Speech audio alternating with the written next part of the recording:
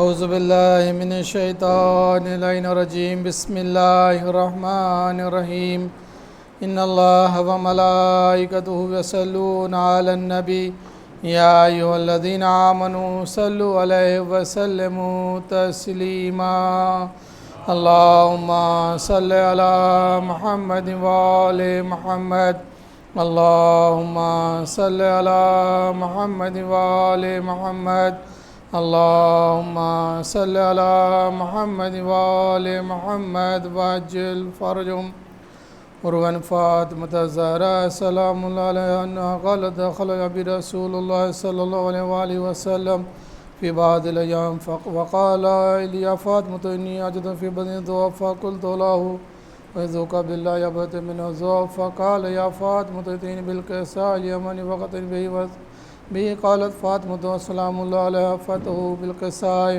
واغتت به وصرت انظر اذا وجهه يتلونان كانوا بالبدر تمام وكمال اللهم صل على محمد وآل محمد قالت فاطمة سلام اللہ علیہ فما كانت الله ساعة ويزم ولد حسن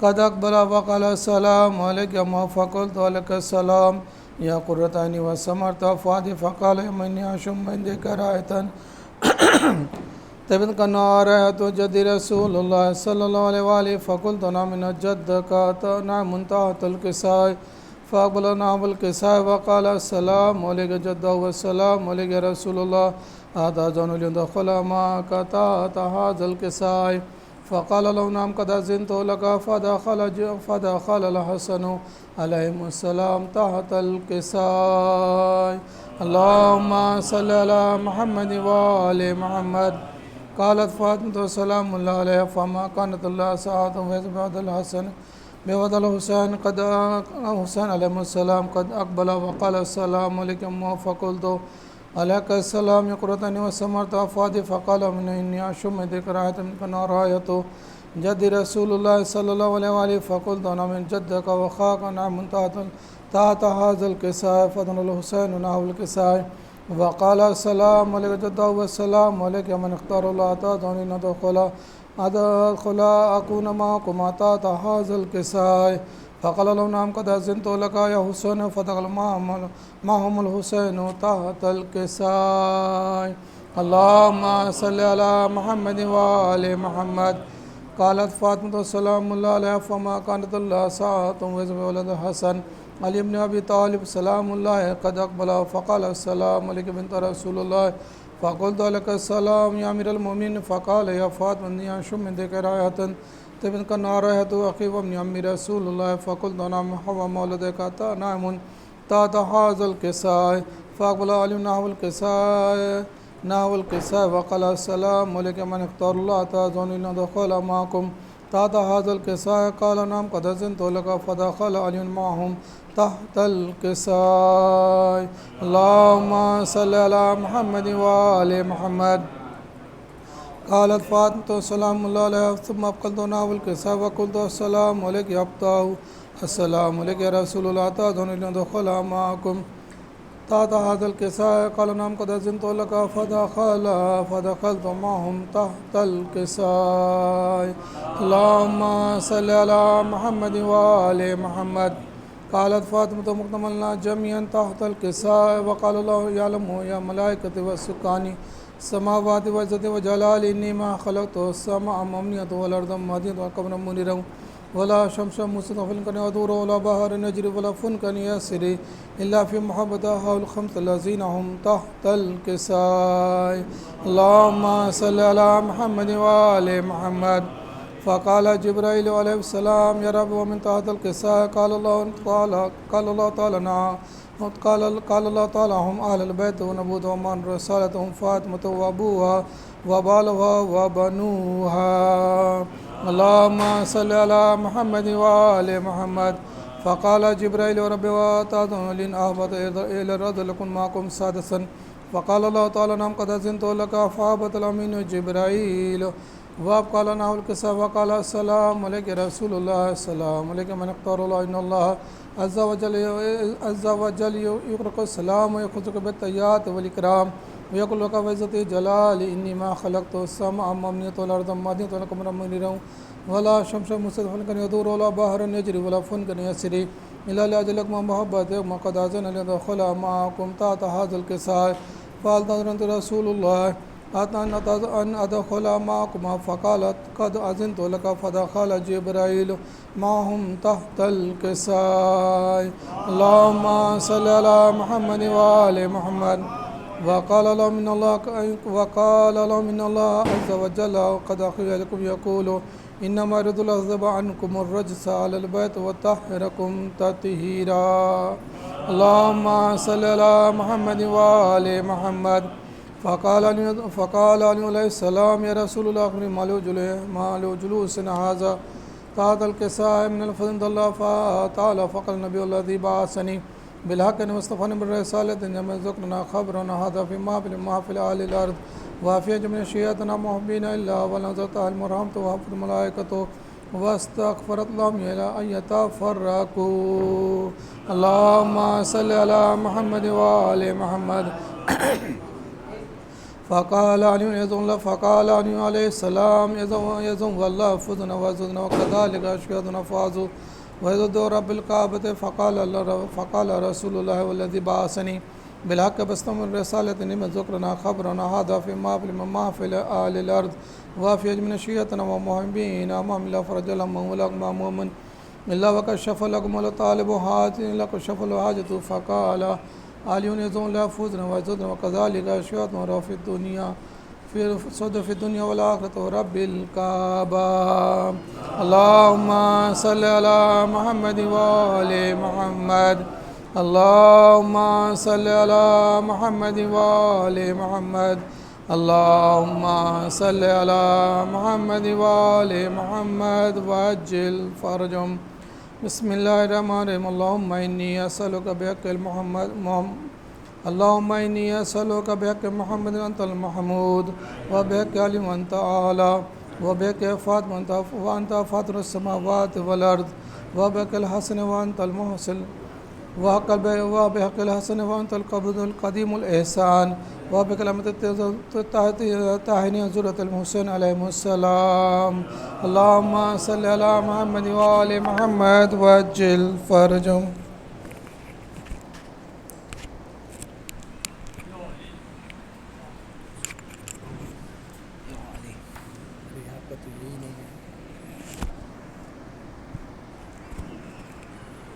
محمد وآل محمد صلوات اللہ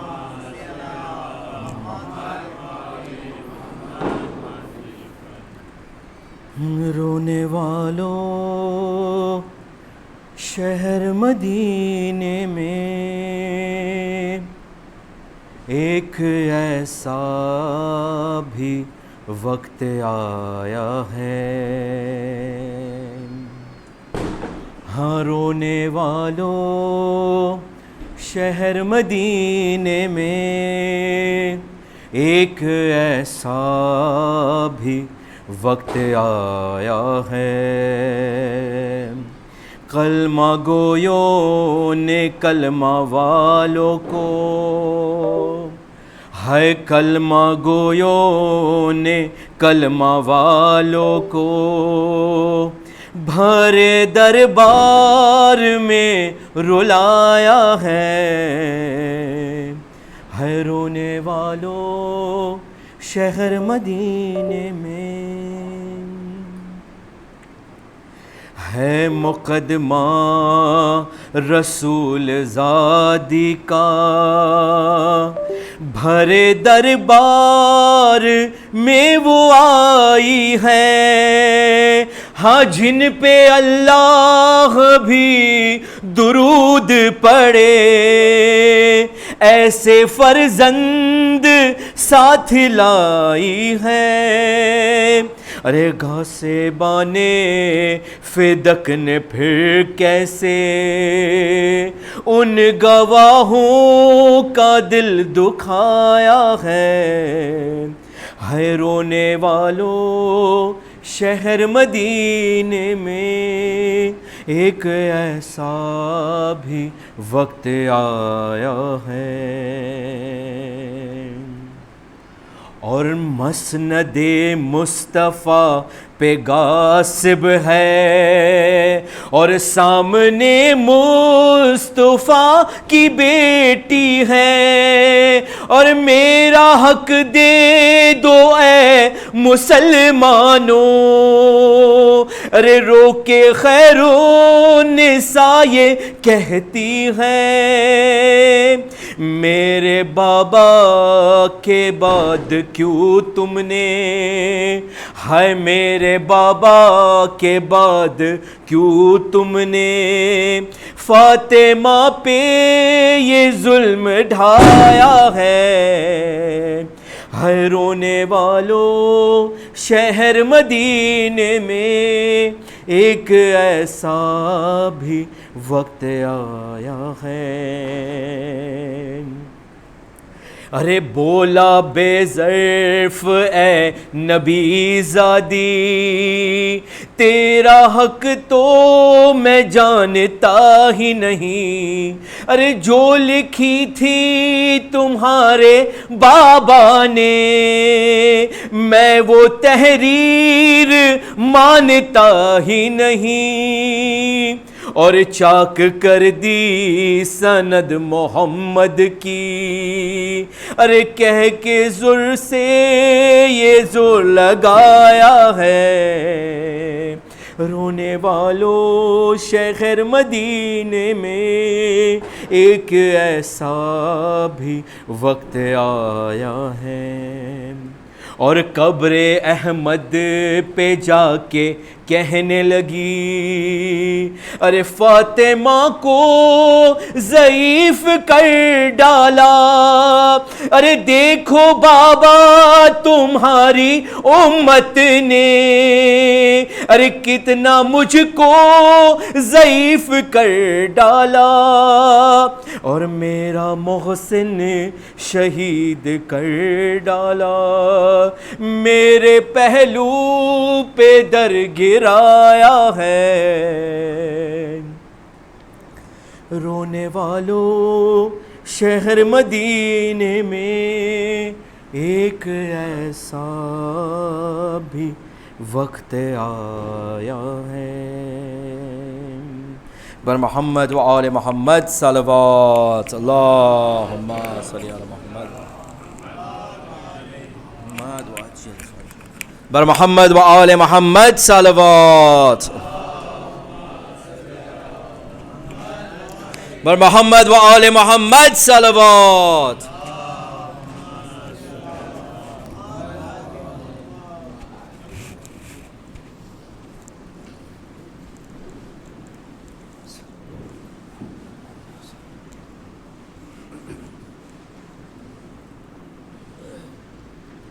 فاتحہ۔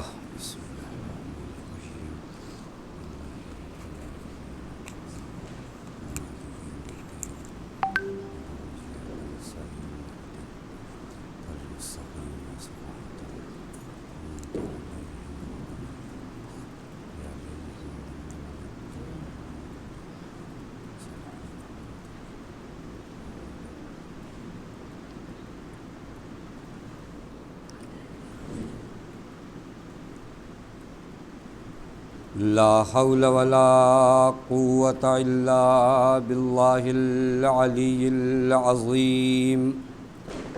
أعوذ بالله من الشيطان اللعين الرجيم، بسم الله الرحمن الرحيم۔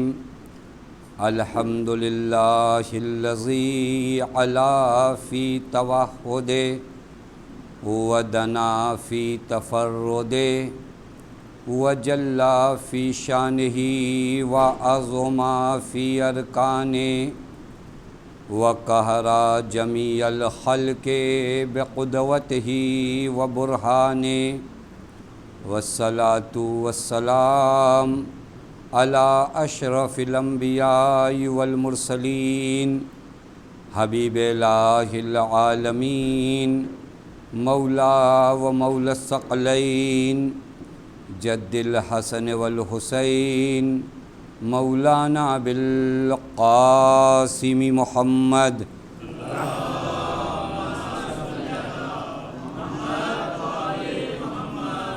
وعلى أهل بيته الطيبين الطاهرين المعصومين المظلومين المنتجبين لا سيما بقية الله في الأرضين واللعنة الدائمة الباقية العاجلة على أعدائهم ومنكري فضائلهم وغاصبي حقوقهم ومخربي شريعتهم أجمعين من الآن إلى يوم الدين. أما بعد فقد قال الله الحكيم في محكم كتابه بسم الله الرحمن الرحيم إنا أعطيناك الكوثر فصل لربك وانحر إن شأنك هو الأبتر. صلوات پڑھیں محمد وآل محمد.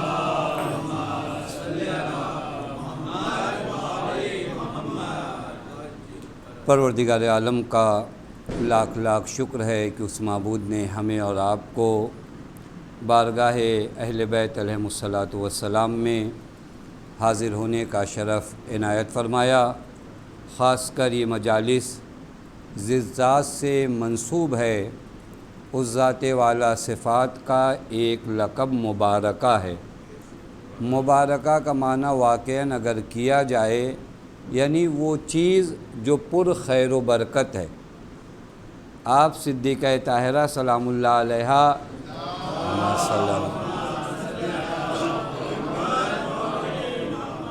کا جو سن ہے، جو آپ کا ایج ہے 18 سال کا سن، 18 سال کا سن کہاں اور تا قیامت آنے والے تمام انسانوں کے لیے اتمام حجت کہاں. یعنی بی بی سلام اللہ علیہا نے جو قیام کیا ہے، خدا کی قسم اس قیام کو اگر کوئی پڑھے دیکھے نہیں بتایا جا رہا ہے. صدیقہ طاہرہ کے اس قیام کو جو ولایت کے لیے شہزادی سلام اللہ علیہا نے جو قدم اٹھایا، اے کاش دنیا صدیقہ طاہرہ کے اس اقدام کو سمجھتی تو واقعاً پھر آپ کو پتہ چل جائے بہت آسانی سے کہ غدیر حق ہے یا ثقیفہ حق ہے. لہٰذا یہ جو مجلس کا انعقاد کیا گیا، اسی بابت انعقاد کیا گیا ہے. میں کچھ باتیں ابتدا میں آپ کی خدمت میں عرض کر دوں. وہ یہ کہ دیکھیے 1 گھنٹہ، آدھا گھنٹہ، 20 منٹ، 25 منٹ جو بھی آپ اس بارگاہ میں بیٹھتے ہیں، میں نے کئی مرتبہ کہا کہ ہم بہت سے لوگوں کے بارے میں غور کرتے ہیں، ارے فلاں مولانا نے، فلاں بڑے آدمی نے ہم کو دیکھا یا نہیں دیکھا. پھر اس کے بعد اگر کوئی بتا دے کہ نہیں انہوں نے آپ کو دیکھا تھا تو کتنا خوش ہوتے ہو. یہ 1 گھنٹہ جو صدیقہ طاہرہ کے لیے آپ آ کر بیٹھتے ہو تو یقین جانو دنیا میں کوئی دیکھے نہ دیکھے تمہارا وقت کا امام تمہیں دیکھ رہا ہے. یعنی یہ 1 گھنٹہ وقت کے امام کی آنکھوں کے سامنے ہو، کتنی بڑی چیز ہے یہ. خدا کی قسم میں ایسی جگہ پر آ جاؤں جہاں میرے وقت کے امام کی نگاہ کرم مجھ پر ہو، اور یہیں سے انسان کے وجود میں اجالا اور نور آتا ہے. مولا کی نگاہیں اگر ہم جیسے ظلمانی وجود پر پڑ جائے نا تو یہ وجود نورانیت لے آتا ہے.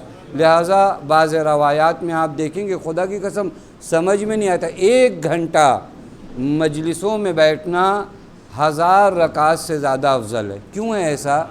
توجہ فرما رہے ہیں، چونکہ یہ مجلسیں ہی آپ کو نمازی بناتی ہیں، یہ مجلسیں ہی آپ کو دین سے قریب کرتی ہیں. میں تقابل نہیں کر رہا ہوں، میں آپ کو وجہ بتا رہا ہوں کہ ان مجلسوں سے آپ کو ایک سفر طے کرنا، یہ ایک مطلب ہے. دوسرا مرحلہ چونکہ آپ سب جانتے ہیں کہ خطبہ صدیقہ طاہرہ یعنی خطبہ فدقیہ ان دنوں آپ کے حضور میں بیان کرنا ہے. سب سے پہلے کچھ چیزیں ابتدائی طور پر حل ہو جانا چاہیے کہ جس کا کلام میں آپ کی خدمت میں بتانے جا رہا ہوں. اس کے کلام کے بارے میں زیارت جامع کبیرہ میں ارشاد ہوتا ہے، کلامکم نور و امرکم رشد.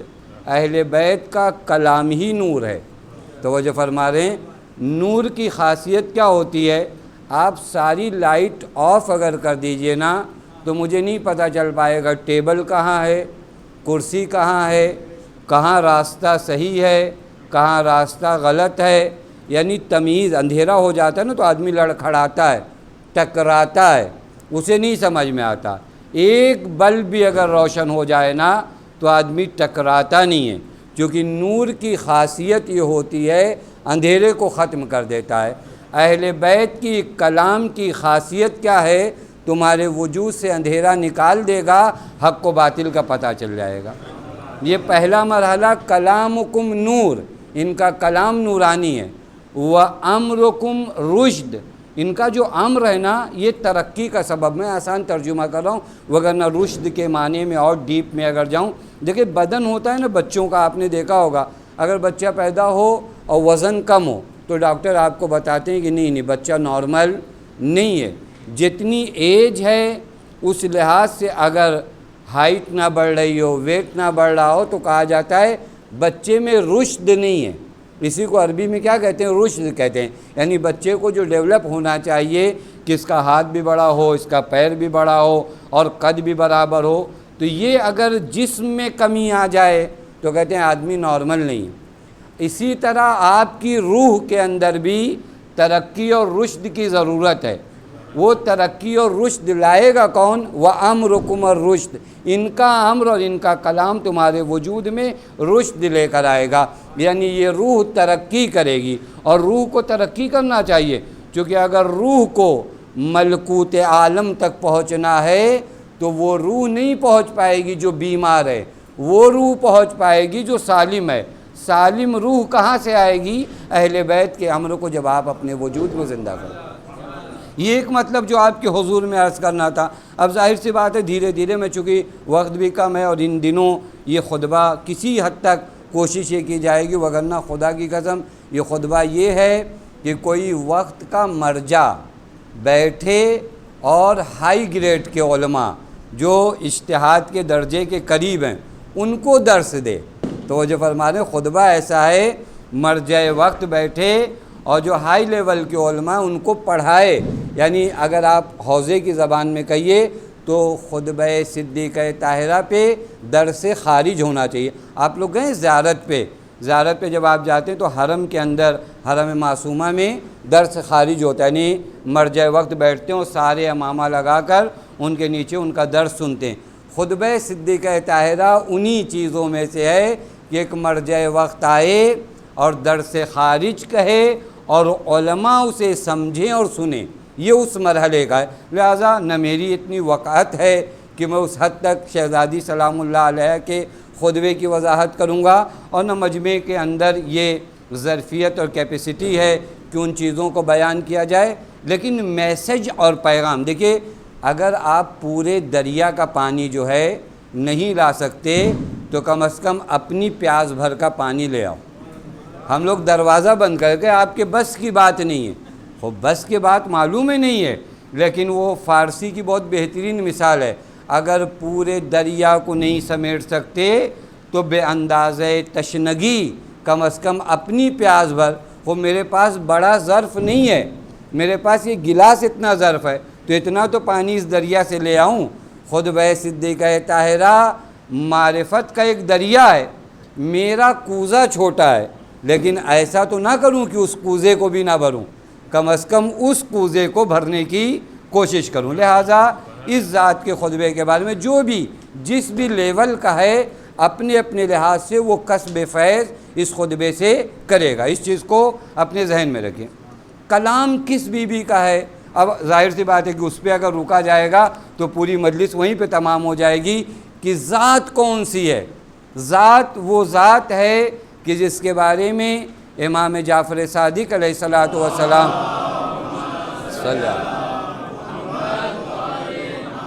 فرماتے ہیں کہ ما تکاملت نبوت لنبی حتی اقر بفضلها ومعرفتها، جب تک نبی زہرا کی معرفت اور محبت کا اقرار نہ کر لیں تو نبیوں کی نبوت کامل نہیں ہوتی ہے۔ یعنی جس ذات کا خطبہ ہے یہ لفاظی اور خطابت نہیں، میں عین حدیث آپ کی خدمت میں پیش کر رہا ہوں کہ معصوم فرماتے ما تکاملت نبوت و نبیین، کسی بھی نبی کی نبوت کامل ہی نہیں ہوئی، حتیٰ اقرّا بفضلہا و معرفتہا، جب تک اس نبی نے بی بی سلام اللہ علیہا کی فضیلت اور معرفت کا اقرار نہیں کر لیا۔ یہ ذات ہے، حتیٰ وہ ذات جس کے بارے میں معصوم نہیں حدیثیں، واقعی ان حدیثوں پہ اگر غور کیا جائے نا پورا عشرہ چاہیے کہ میں اس حدیث کا معنی آپ کی خدمت میں پیش کروں کہ اس حدیث کا معنی آپ کیا کرو گے۔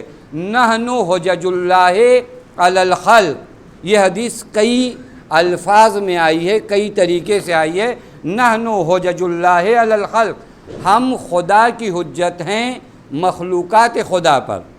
و امنا فاطمہ حجت اللہ علینا، اور ہماری ماں فاطمہ ہم پر حجت ہیں۔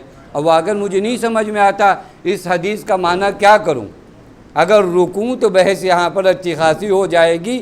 حجت خدا کسے کہتے معلوم ہے؟ جو واسطہ فیض ہو، یعنی جو کچھ آپ کو دنیا میں مل رہا ہو جس کے صدقے میں ملے اسے کہتے ہیں حجت۔ توجہ فرما رہے ہیں، آپ اس دنیا میں جی رہے ہو نا، تمام نعمتیں جو آپ کو مل رہی ہیں کس کے صدقے میں مل رہی ہیں؟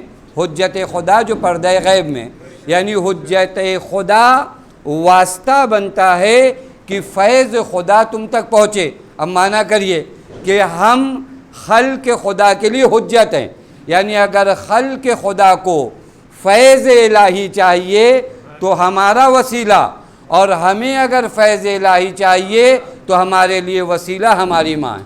اب کیا معنی کریں گے آپ؟ خدا کی قسم اس ذات کے بارے میں کون پھر آخر میں آ کر کہنا پڑے گا کہ زہرا لیلۃ القدر ہے، وما ادراک لیلۃ القدر، تم کیا جانو کہ شب قدر کیا ہے۔ لہٰذا یہ ایک مرحلہ کہ جس ذات کا کلام شروع کرنے جا رہے ہیں وہ ذات اتنی اہم ہے۔ دشمنوں نے نقل کیا، دشمنوں نے، کہ میں نے نہیں دیکھا، میں نام نہیں لینا چاہتا، ما رأیت احدا کان اشبہ کلاما و حدیثا من فاطمہ برسول اللہ، یہ کہتی ہیں کہ میں نے نہیں دیکھا کہ کوئی فاطمہ سے زیادہ بھی پیغمبر سے شبیہ ہو کلام و حدیث میں، یعنی جو گفتگو کرتی ہیں بی بی سلام اللہ علیہا وہ شبیہ کلام پیغمبر ہے۔ آتی ہیں تو پیغمبر کہتے ہیں مرحبا بکا، پھر اس کے بعد نہ یہ کہ اپنی جگہ سے بعض ترجمے ابھی آخری 2-4 سالوں میں یہ ترجمہ ٹھیک ہوا ہے، وگرنہ کہا جاتا تھا پیغمبر کھڑے ہو جاتے تھے، کھڑے نہیں ہوتے تھے۔ فقامہ الیہا، الیہا یہ مولانا تشریف فرما ہے، کامہ کو الہ کے ساتھ اگر عربی میں متعدی کیا جائے تو اس کا مطلب کھڑے ہو کر آپ کے استقبال میں آگے جاتے تھے۔ دیکھیں آپ آؤ میں کھڑا ہو جاؤں، یہ ایک احترام ہے۔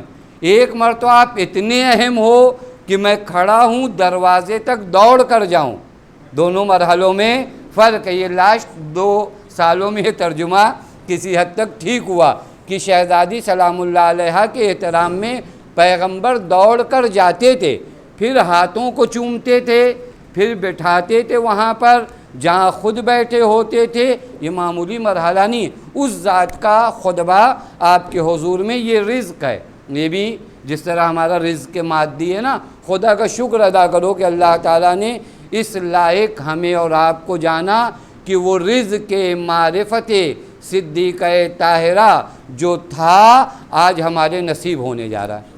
تو جو فرما رہے ہیں یہ بہت بڑی توفیق ہے۔ اللہ سلامت رکھے ان لوگوں کو جنہوں نے اس طرح کی مجلس کا انعقاد کیا کہ عزائے فاطمی قریب ہے اور ہم رزق فاطمہ کے دروازے پر بیٹھ کر معرفت کے اس رزق کو اپنے وجود میں سمونے کے لیے تیار ہیں۔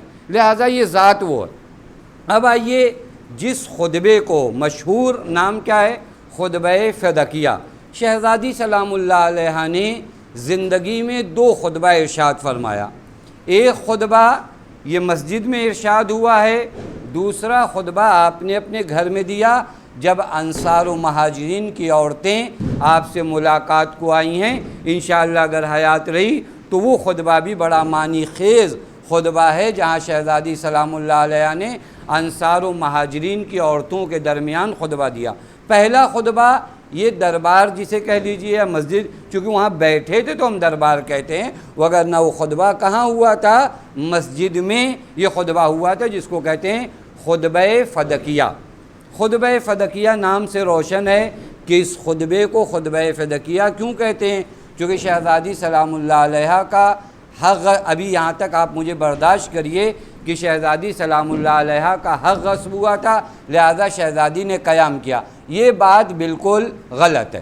توجہ فرما لیں، مشہور ہوا یہ خطبہ فدکیہ، لیکن حقیقت میں اگر آپ یہ خطبہ انشاءاللہ، یہ توفیق جب اللہ نے دی ہے، اور میں خود خدا سے یہ توفیق مانگوں کہ میری باتوں میں وہ اثر ہو کہ میں آپ تک شہزادی سلام اللہ علیہ کے کلام کی کچھ باتیں پہنچا سکوں، تو آپ احساس کر لو گے کہ یہ خطبہ فدق کے لیے نہیں تھا، یہ خطبہ فدق کے لیے نہیں تھا۔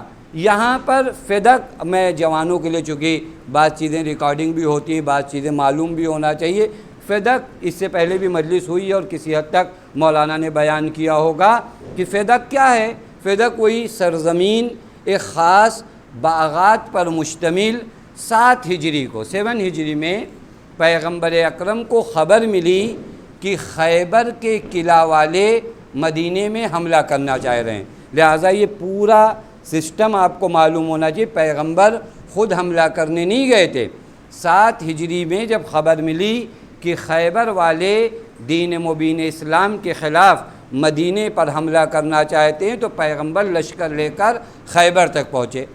خیبر جب پیغمبر پہنچے تو وہاں آپ جانتے ہیں ایک ذات ہے جس کی شجاعت سے، جس کی بہادری سے یہ قلعہ خیبر فتح ہوا، وگرنہ آپ نے حالات دیکھے تھے، گئے لوگ واپس آئے، وہ لوگوں کو اپنی ایک سسٹم تھا کہ مال غنیمت میں تیز لوگ تھے، لیکن جنگ کے معاملے میں ان کا حال بڑا برا تھا۔ یہ آئے بھی نہیں تھے کہ دین کو فائدہ پہنچائیں، ان لوگوں نے تو اصل میں بعض اوقات ہوتا ہے، کبھی کبھار ہوتا ہے ایک ماحول بنا ہونا، آپ آ گئے، ہو سکتا ہے کامیاب ہو گئے، کل پوسٹ مل جائے گی۔ میں انشاءاللہ اگر حیات رہی تو اسی خطبے کے ضمن میں عرض کروں گا کہ ایک سوال ہمیشہ کریے گا، اور انشاءاللہ ایام فاطمیہ آنے والا ہے، یہ ایک سوال ہمیشہ کے لیے، پیغمبر کے زمانے میں منافقین تھے یا نہیں تھے؟ تھے، قرآن کہتا ہے منافقین تھے، سورہ منافقون ہے، لیکن آپ تاریخ میں پیغمبر کی شہادت کے بعد منافقین کا ذکر نہیں پائیں گے۔ کہاں چلے گئے سارے منافقین؟ یہ ایک سوال ہے، پوری امت سے سوال ہے۔ وہ جو زمانے پیغمبر میں تھے، قرآن نے بھی گواہی دیا، سورہ منافقون بھی اترا، لیکن یہاں پیغمبر کی شہادت ہوئی، اب کہیں منافقین کا کہیں ذکر نہیں ہے۔ کیا ہوا ان منافقین کو؟ سب مسلمان ہو گئے یا ایک بجلی آئی گری سب مر گئے؟ واصلے ہوا کیا؟ تو جو یہ سوال ہے یا نہیں، یہ منافقین گئے کہاں؟ اور 25 سال بعد پھر یہ منافقین نکلے، یعنی پیغمبر کی شہادت، مولا کائنات کی ظاہری خلافت، ان 25 سالوں میں منافقین تھے کہاں؟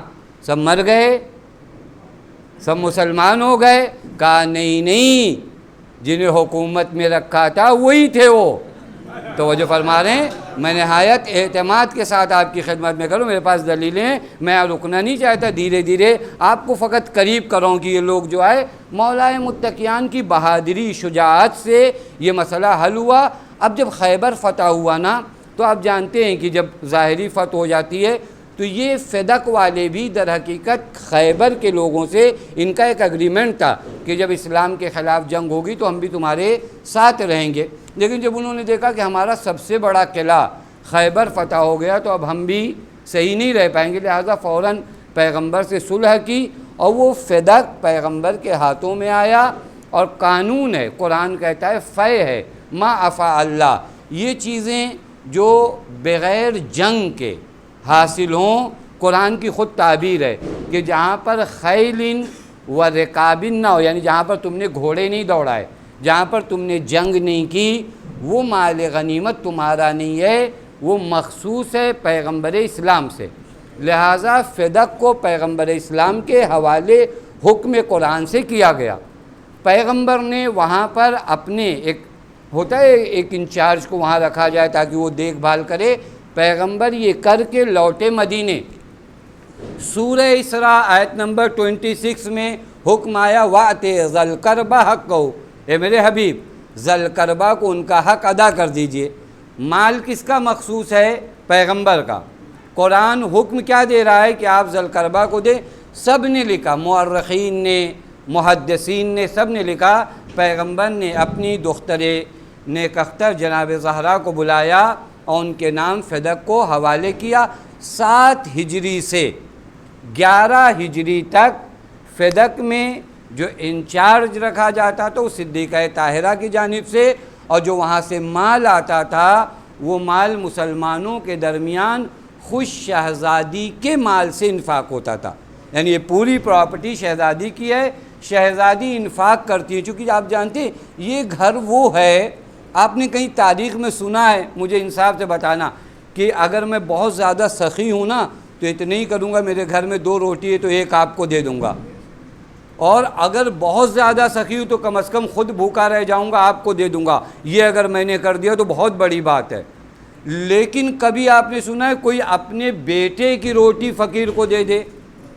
یہ فقط صدیقہ طاہرہ کا گھر ہے، اور کائنات میں کہیں پہ بھی ایسا گھر آپ کو نہیں ملے گا جہاں بچے بھوک سے، انسان سب کچھ برداشت کر سکتا ہے، اپنے بچوں کی بھوک برداشت نہیں کر سکتا۔ صدیقہ طاہرہ سلام اللہ علیہا کے بچے روزے سے کانپ رہے ہیں، کبھی آپ تصور کریے، یہ بچے روزے سے کانپ رہے ہیں، لیکن یہ بچے بھی کس قدر، اسی کو کہتے ہیں نا وَعَادَتُكُمُ الْإِحْسَانِ، ان کی عادت میں احسان ہے، ان کی فطرت و سجیت میں کرم ہے، یہ بھوکے کو نہیں دیکھ سکتے۔ توجہ فرما رہے ہیں، لہٰذا شہزادی نے بھی باغ فدق، ایسا نہیں کہ مال فدق جب تھا تو شہزادی کے گھر میں فاقے نہیں ہوتے تھے، اسی وقت فاقے بھی ہوتے تھے۔ جہاں اتنا پیسہ آ رہا ہو، معلوم اس کی آمدنی کتنی ہے؟ 70,000 دینار، 70,000 دینار سالانہ آمدنی ہے۔ اس کے بعد آپ کے گھر میں کیا ہو رہے ہیں؟ فاقے ہو رہے ہیں۔ آپ توجہ فرمائیں، مال بٹ رہا تھا لیکن شہزادی کی جانب سے بٹ رہا تھا۔ یہاں پیغمبر کی شہادت ہوئی 11 ہجری میں، یہاں ان ظالموں نے شہزادی کے جانب سے جو شخص رکھا گیا تھا اس کو باہر نکالا، فدق پر حملہ کیا۔ یہ ایک مختصر سی داستان فدق ہے۔ یہاں پر میں بہت زیادہ میں چاہ رہا ہوں کہ آج وہ شہزادی کے نورانی کلمات آپ کے دلوں تک پہنچا سکوں، لہذا جلدی جلدی ان مرحلوں سے گزر رہا ہوں۔ یہ فدق کا مرحلہ۔ ایک سوال یہاں پر پہلے ہی کر لیجئے، وہ یہ کہ یہ جو خطبہ اب پیش ہونے جا رہا ہے یہ خطبہ فدق کے لیے نہیں تھا، یاد رکھیے گا، یہ خطبہ فدق کے لیے نہیں تھا۔ یہ خطبہ در حقیقت اس انحراف کو، آپ کو معلوم ہے قرآن صاف لفظوں میں کہتا ہے کہ وما محمد الا رسول، محمد صرف رسول ہیں، اور اگر محمد اس دنیا سے چلے جائیں یا انہیں قتل کر دیا جائے، شہید کر دیا جائے تو تم الٹے پاؤں لوٹ نہ جانا، کہیں تم الٹے پاؤں لوٹ تو نہیں جاؤ گے، اور اگر تم لوٹ گئے تو دین خدا کو اور خدا کو کوئی نقصان نہیں ہے، در حقیقت نقصان اس میں تمہارا ہے۔ پس قرآن نے خبر دیا تھا، کیا خبر دیا تھا؟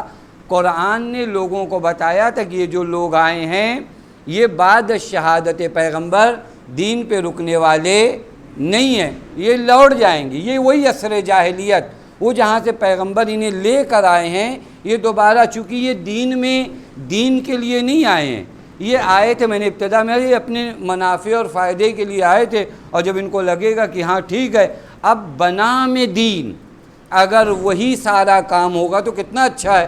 یعنی اب تک کبھی کبھار ہوتا ہے، دیکھیں اگر جو ہے دین آ کر کچھ چیزوں پر پابندی لگاتا ہے، میں دین کو ایسا بنا دوں کہ دین ہی میں سب کچھ ٹھیک ہو جائے، تو کون ہم میں سے ہوگا جو اپنے آپ کو دیدار نہیں کہلانا چاہے گا؟ دین آ کر میرے لیے یہ اجازت دے دے کہ تم ربا کھاؤ، دین مجھے اجازت دے دے کہ تم شراب پیو، دین مجھے اجازت دے دے کہ تم نامحرم کی جانب دیکھوں، تو خود میں کیوں بے دین ہوں گا؟ تو جو فرما رہے ہیں میں دینی کو ایسا بنا دوں گا کہ یہ دین کے رہتے تمام محرمات انجام پائیں گے۔ در حقیقت ولایت سے جو دین کو اور مسلمانوں کو دور کیا جا رہا تھا اس کی وجہ یہی تھی کہ لوگ ظاہراً اسلام کا لباس تو پہنے ہوں، آسان کروں، مسجدوں میں بھیڑ تو ہو لیکن انسان کے اندر روح عبادت نہ ہو۔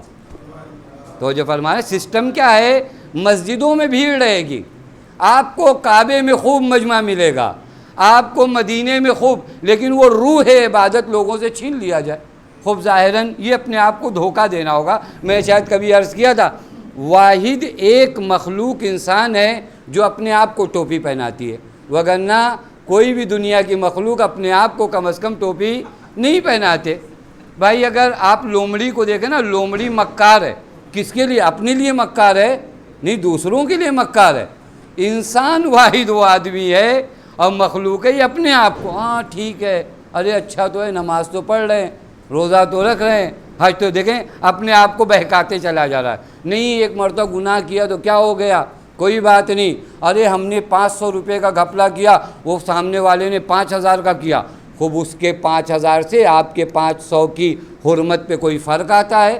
دیکھیں اپنے آپ کو کیا کرنا ہے، بیوقوفی تو بنانا ہے۔ میں نے کہاں کچھ کیا، میں ارے ان کے سامنے میری کیا اوقات ہے، انہوں نے تو 10 مرتبہ گھپلا کیا، میں نے 1 مرتبہ کیا، خوب وہ 1 مرتبہ میں آپ پکڑے جاؤ گے، ان کے 10 کی گارنٹی وہ جانے، آپ اسے یہ واحد۔ لہٰذا اس سسٹم کو بنایا جا رہا تھا کہ تم کو لگے کہ تم دیدار ہو اور دین تمہارے وجود میں نہ۔ شہزادی سلام اللہ علیہ نے خطبہ فدق سے بتایا ہے کہ دیکھو روح دین کا نام علی ہے، علی کے بغیر دین کچھ بھی نہیں ہے۔ پورے خطبہ فدقیہ کا خلاصہ یہی ہے کہ علی کے بغیر دین کچھ بھی نہیں۔ نماز بے روح نماز، روزہ بے روح روزہ، حج بے روح حج، کچھ بھی نہیں، یعنی آپ ہی نہیں تھوڑا سا نہیں، کچھ بھی نہیں۔ اگر آدمی مر گیا، اب آپ کیا کو تھوڑا زندہ ہے، تھوڑا زندہ کیا ہوتا ہے؟ روح نکل گئی مردہ ہے۔ تو وہ جو فرما رہے ہیں روح نکال دیا اگر آپ نے تو اس کے بعد وہ کیا ہے؟ مردہ ہے۔ روح نکلنے کے بعد آپ کہتے نہیں 2 قدم چل لے گا، کہاں سے چل لے گا؟ ختم ہو گئی بات نا۔ یہ میری نماز جو بغیر ولایت کے ہے یہ مسجد کے چھت تک نہیں جاتی۔ تو وہ جو فرما رہے ہیں اس نماز کے بارے میں سوچوں کہ یہ آسمانوں پہ جائے تو معنی نہیں رکھتا۔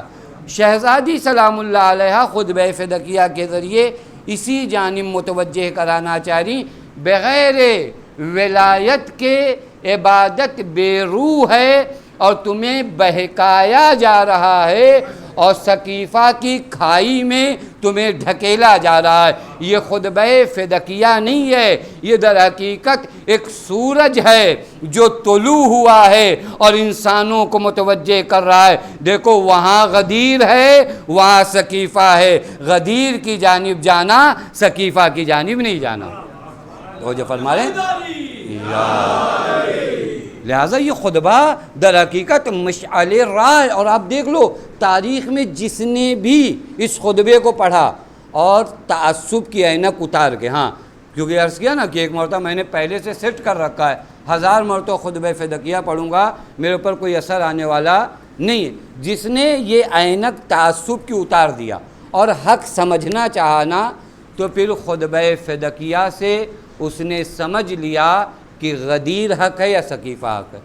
بہت آسان ہے۔ میں ایک جگہ دیکھ رہا تھا، ایک ڈاکٹر ہیں، PhD کیا انہوں نے، عرب ہیں اور رائٹر بھی ہیں، انہوں نے ایک کتاب لکھی، وہ کتاب کا نام بھی بتاؤں، بہت اچھا نام لکھا انہوں نے کتاب کا، بِنُورِ فاطمہ اہتدیت، یعنی میں ہدایت پایا فاطمہ کے نور سے۔ ایک صلوات پڑھے محمد والے محمد۔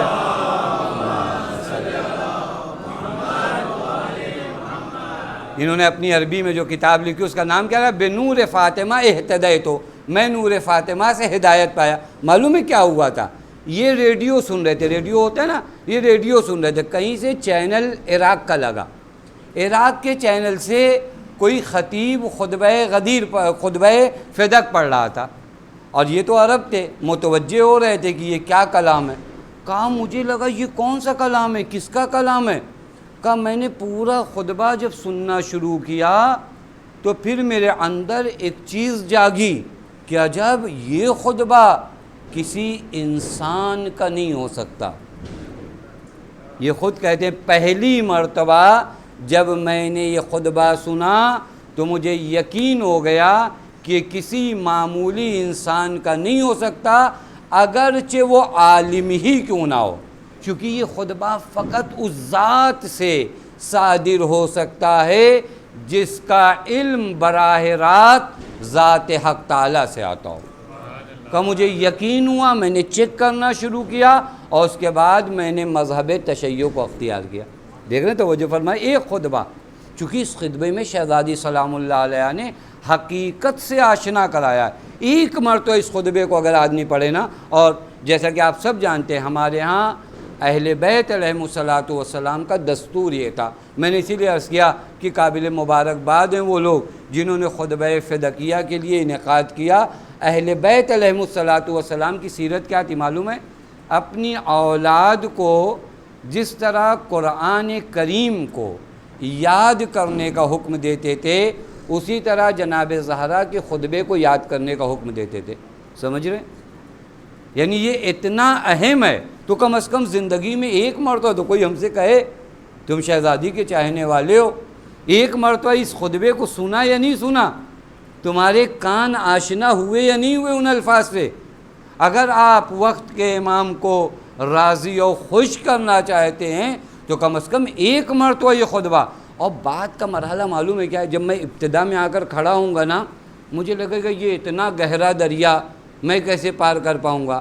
یہ دیکھو آپ اپنی طاقت کے لحاظ سے سوچ رہے ہو، لیکن دریا کے کنارے اگر میں آ کر کھڑا ہو جاؤں اور مجھے پتہ ہو کہ ایک وقت کا وارث ہے جو میرا ہاتھ تھامے گا اور یہ دریا پار کرا دے گا، تو جو فرما رہے ہیں میری وقت نہیں، خدا کی قسم میری اتنی اوقات نہیں ہے کہ میں آ کر خطبہ صدیقہ طاہرہ سلام اللہ علیہا کی شرح کروں، لیکن مجھے اپنے امام پر یقین ہے، مجھے اپنے مولا پہ یقین ہے کہ جب میں ابتدا کروں گا، اب کس نے سوچا تھا؟ آپ مجھے انصاف سے بتاؤ نا، کس نے سوچا ہے کہ ایک رات میں حر کو علیہ السلام بنایا جائے گا؟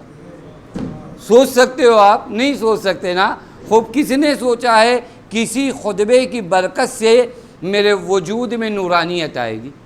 یہ خطبہ شہزادی سلام اللہ علیہ کا۔ اب وہ خطبے کے ابتدا کہاں سے ہوتی معلوم ہے؟ خطبے کی ابتدا توحید سے ہوتی ہے۔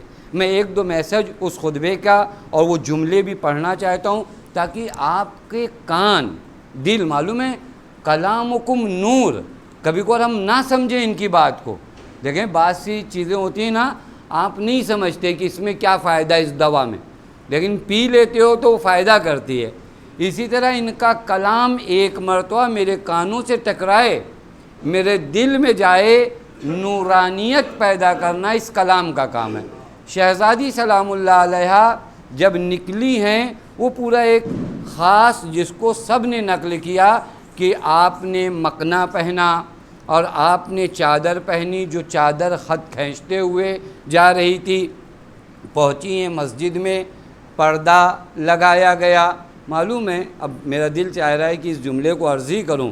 جب شہزادی بیٹھی ہیں نا تو کہا یہ زہرا معلوم ہے اس قدر سرد آتی کہ پورا مجمع پھوٹ پھوٹ کر رو رہا تھا۔ میں آپ کو چونکہ آپ کے دل میں عشق زہرا ہے، محبت زہرا، میں بتاؤں نا کس دور میں ہماری ہدایت کا انتظام کر کے گئی ہیں۔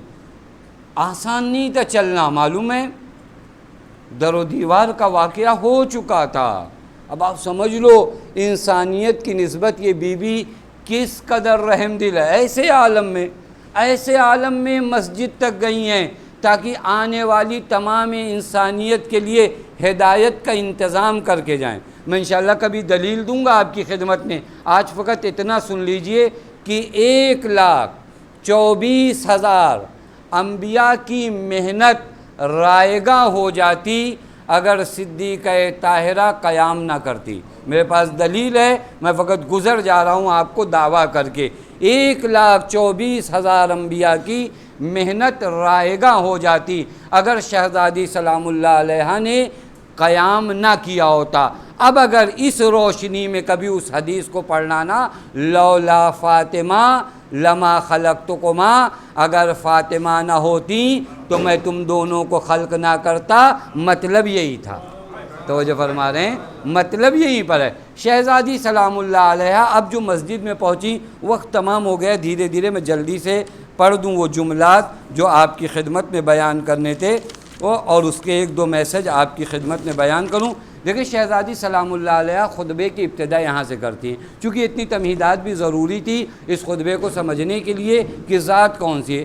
بی بی سلام اللہ علیہ آتی ہیں، فرماتی بسم اللہ الرحمن الرحیم الحمدللہ علی ما انعم والشکر علی ما الہم، پھر اس کے بعد فرماتی والثناء بما قدم، خدا کی قسم، خدا کی قسم واقعاً میں بھی اس لائق نہیں ہوں، میں ڈر رہا ہوں، لیکن مجھے بھروسہ ہے کہ میں کچھ پڑھوں گا تو کچھ آپ تک پہنچا سکوں گا۔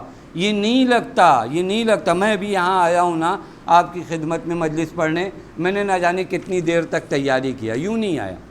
یہ خطبہ کون سی ذات دے رہی ہے؟ جس کا گھر جلایا جا چکا ہے، جس کے شوہر پہ ظلم کیا جا چکا ہے، جس کے احترام کو پامال کیا جا چکا ہے، پہلے سے کوئی تیاری نہیں ہے، لیکن خدا کی قسم تیاریوں کی ضرورت عام انسانوں کو پڑتی ہے۔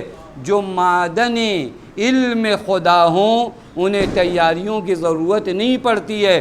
آپ جا کر اہل علم سے کبھی پوچھئے گا کہ اس جملے کے جو ایک ایک لفظ ہیں نا وہ اتنا سسٹمیٹک لفظ ہیں کہ انسان سمجھ ہی نہیں سکتا۔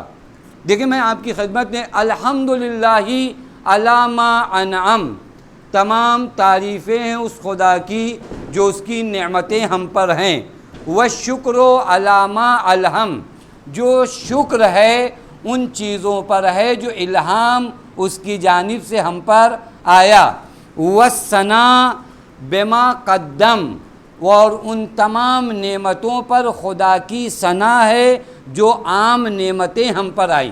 اب اگر آپ یہاں پر 3 لفظ کا معنی کریے نا 2 مجلس کی ضرورت ہے، حمد، شکر، ثنا، 3 لفظ استعمال کیا، حمد، شکر، ثنا۔ خود حمد اور مدح میں بھی ڈیفرنس ہے، فرق ہے، معلوم ہے؟ حمد کہاں کرتے ہیں اور مدح کہاں کرتے ہیں؟ بی بی سلام اللہ علیہ کے خطبے کی برکت سے یہ چیزیں ہم لوگوں کو معلوم۔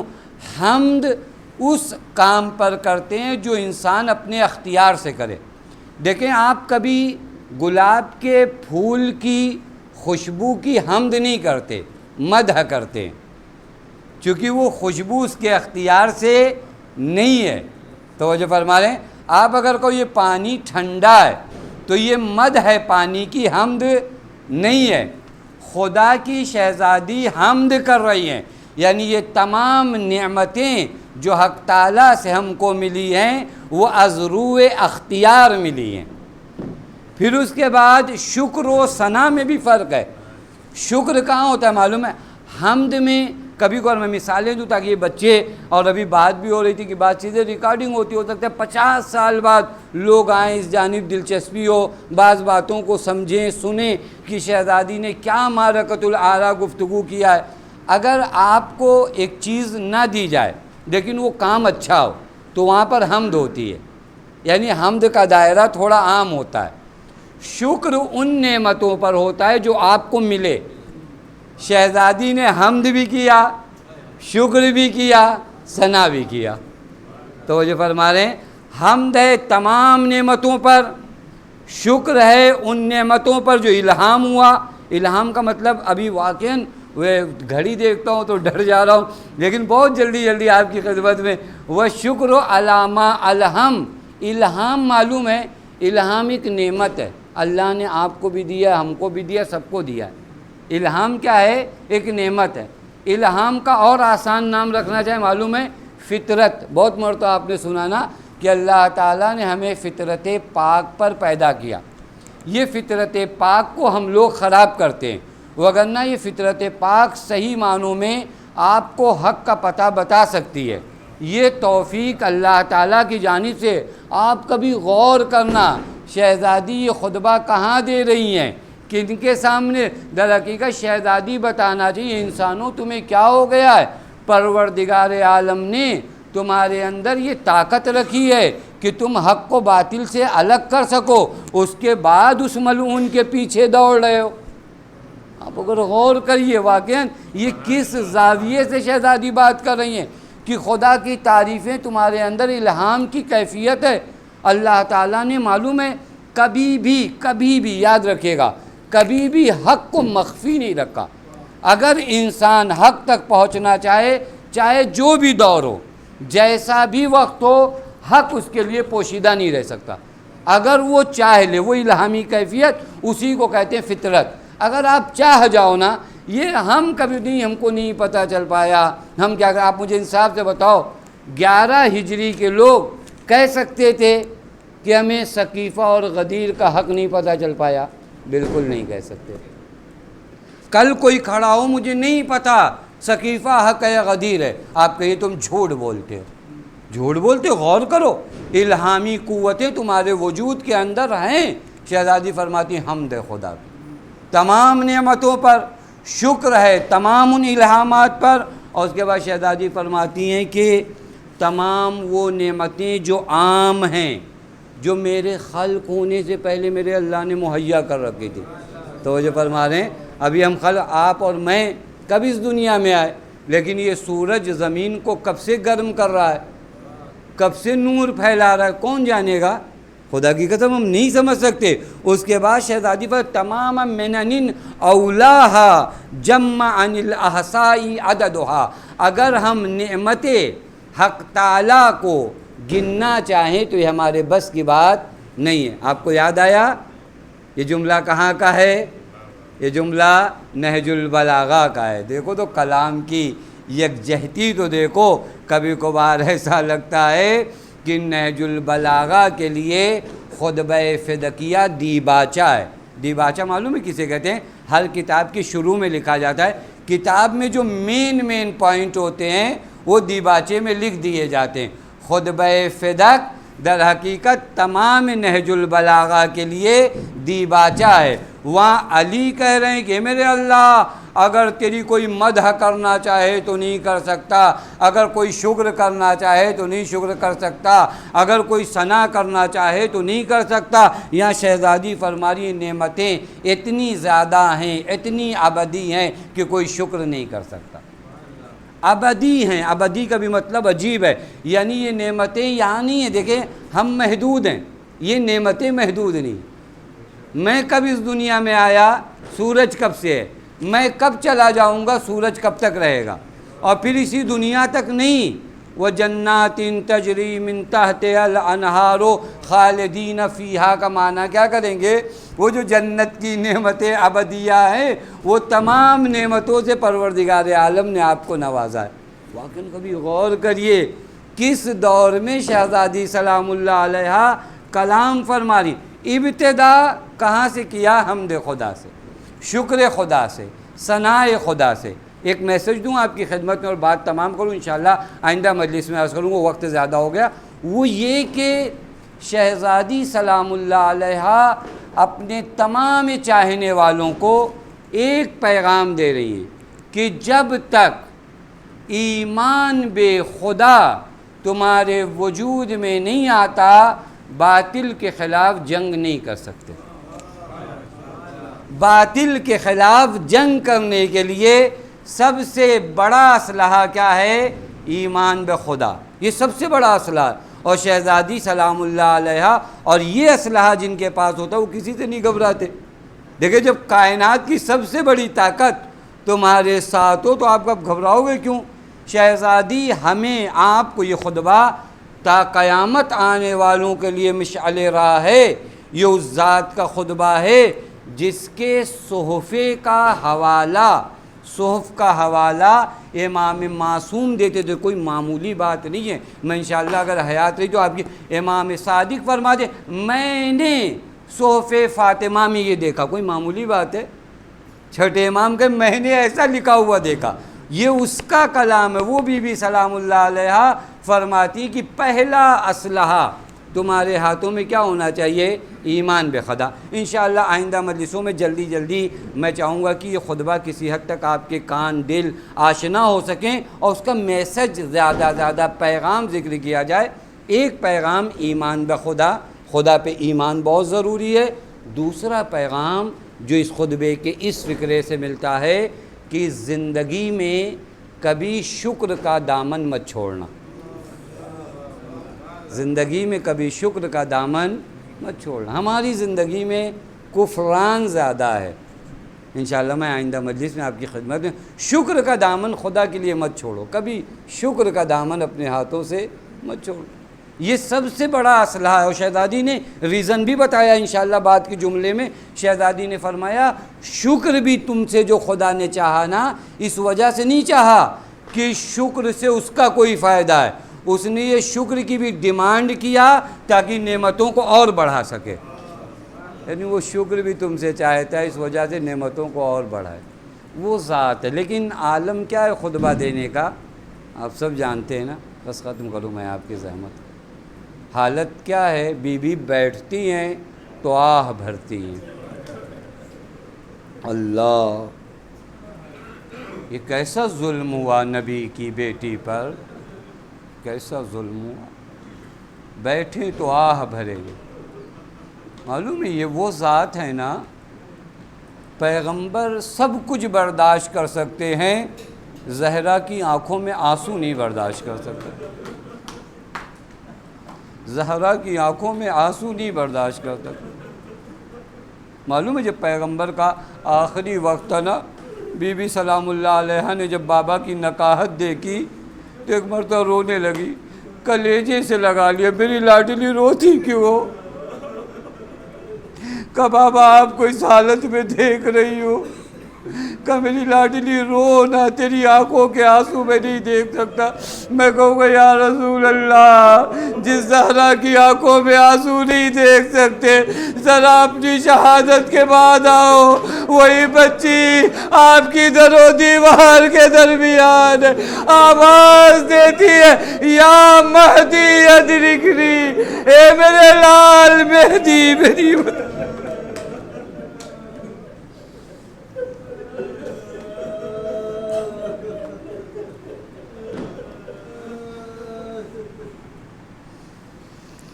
وَسَيَعْلَمُ الَّذِينَ ظَلَمُوا أَيَّ مُنْقَلِبٍ يَنْقَلِبُونَ إِنَّا لِلَّهِ وَإِنَّا إِلَيْهِ رَاجِعُونَ رضا بقضائه وتسلیما لأمره. بار الہ تجھے تیرے حق کا واسطہ، آل محمد کے حق کا واسطہ، ہمیں جو بیمار انہیں شفائے کامل و عاجل عنایت فرما. بار الہ تجھے تیرے حق کا واسطہ، آل محمد کے حق کا واسطہ، ہمیں جو پریشان حال ہیں ان کی پریشانیوں کو دور فرما. بار الہ تجھے تیرے حق کا واسطہ، آل محمد کے حق کا واسطہ، ہم میں جو مقروض ہیں ان کے قرض غیب سے ادا فرما. بار الہ تجھے تیرے حق کا واسطہ، آل محمد حق کا واسطہ، ہم میں جو بے اولاد ہیں انہیں اولاد صالح عنایت فرما. بار الہ تجھے تیرے حق کا واسطہ، آل محمد کے حق کا واسطہ، ہمیں اس خطبے کے سمجھنے کی توفیق عنایت فرما. بار الہ تجھے تیرے حق کا واسطہ، آل محمد کے حق کا واسطہ، ہماری قوم کے بچوں کو، جوانوں کو، نوجوانوں کو ترقی عنایت فرما. بار الہ تجھے تیرے حق کا واسطہ، آل محمد کے حق کا واسطہ، معبود ہم سب کو حج و زیارات سے مشرف فرما. بار الہ تجھے تیرے حق کا واسطہ، آل محمد کے حق کا واسطہ، معبود تمام شیعان حیدر کرار کو، ان کے صدقے میں تمام عالم انسانیت کو اس وبا اور بیماری سے محفوظ فرما. بار الہ تجھے تیرے حق کا واسطہ، آل محمد کے حق کا واسطہ، معبود تجھے بی بی زینب سلام اللہ علیہ کا واسطہ، وارث عدل و انصاف امام زمان کے ظہور میں تعجیل فرما. ہمیں ان کے اعوان و انصار میں شمار فرما. ربنا تقبل منا ماتم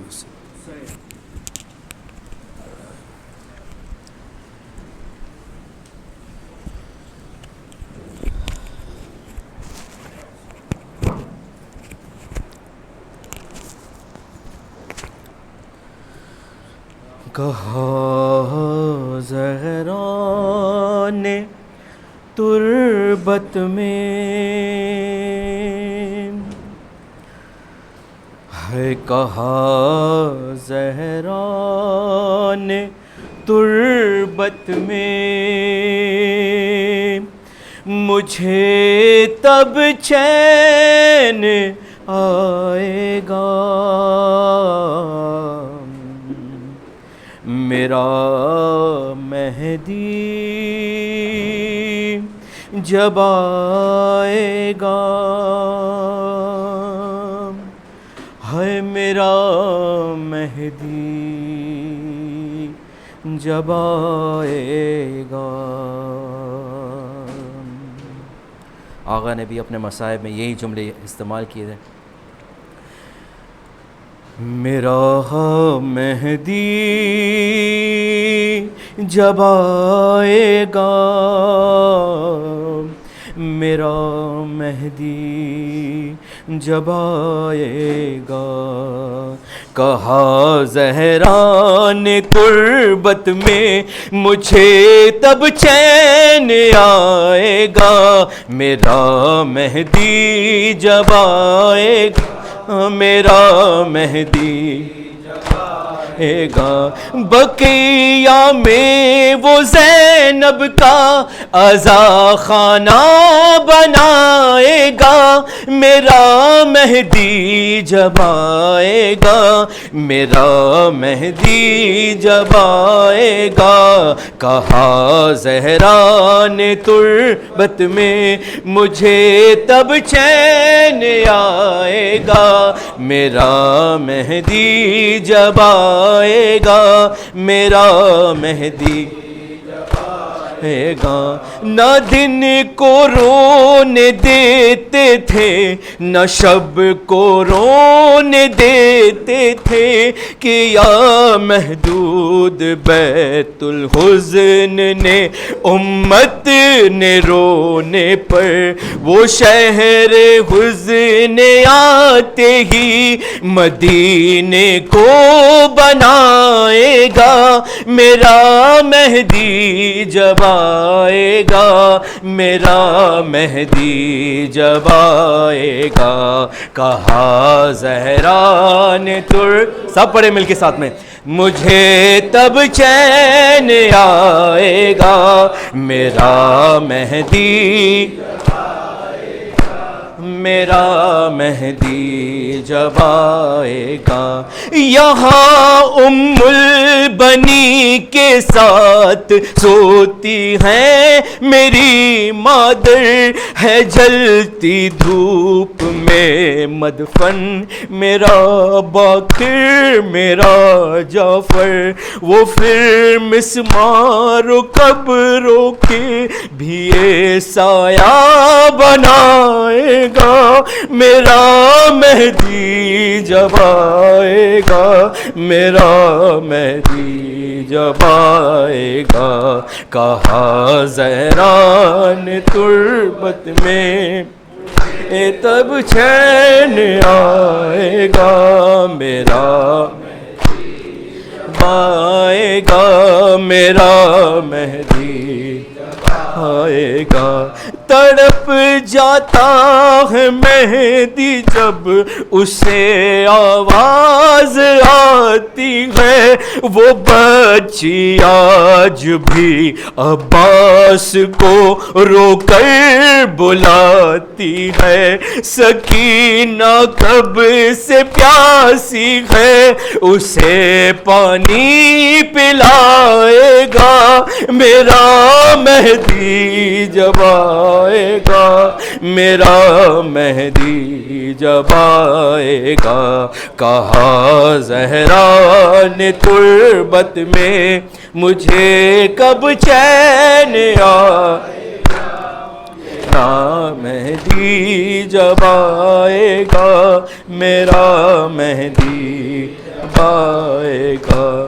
ادھوری رہ گئی دنیا میں جو تصویر حیدر کی، نہ اس نے ماں کہا مجھ کو نہ خود میں نے زیارت کی، یقین ہے میری ممتا کو وہ محسن بن کے آئے گا، میرا مہدی جب آئے گا، میرا مہدی جب آئے گا، کہا زہرا نے تربت میں مجھے کب چین آئے گا، میرا مہدی جب آئے گا، میرا مہدی بقیہ میں وہ زینب کا عزا خانہ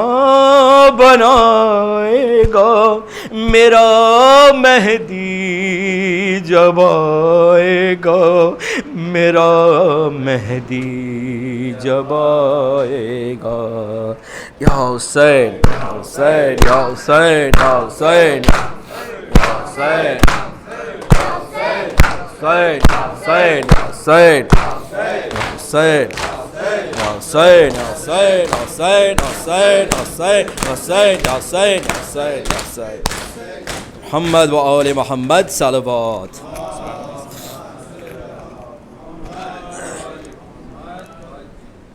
السلام علیکہ یا ابا عبداللہ، السلام علیکہ یا ابن رسول اللہ، السلام علیکہ یا ابن امیر المومنین و ابن سید الوصیین، السلام علیکہ یا ابن فاطمۃ الزہراء سیدۃ نساء العالمین، السلام علیکم جمیعا ورحمۃ اللہ وبرکاتہ.